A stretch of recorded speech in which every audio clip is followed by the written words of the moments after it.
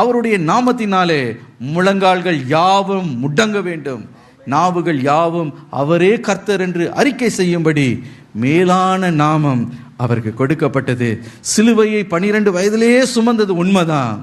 ஆனால் மேன்மை அவருடைய வாழ்க்கையில் உண்டாயிற்று. இன்றைக்கு ஒருவேளை நீங்கள் சிலுவையை சுமந்து கொண்டே இருக்கலாம்.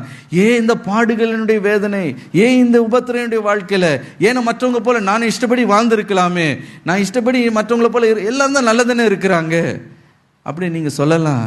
எனக்கு பிரியமானவர்களே, நீங்கள் என்னைக்கு அந்த சிலுவையை எடுத்துக்கொண்டு இயேசுவை பின்பற்றி நான் செல்லுவேன் என்று நீங்கள் தீர்மானித்தீர்களோ, ஒரு காரியத்தை மறந்து போகாதீங்க. ஒருவேளை சிலுவையின் பாதை கடினமான ஒரு பாதையாக இருந்தாலும் அந்த பாதை நம்மை மேன்மைப்படுத்தும், அந்த பாதை நம்மை உயர்த்தும், அந்த பாதை நம்மை கனப்படுத்தும். ஒரு நாள் அந்த சிலுவையை நாம் கொடுத்து ஒரு கிரீடத்தை நாம் பெற்றுக்கொள்ள போகிறோம். ஹல்லேலூயா.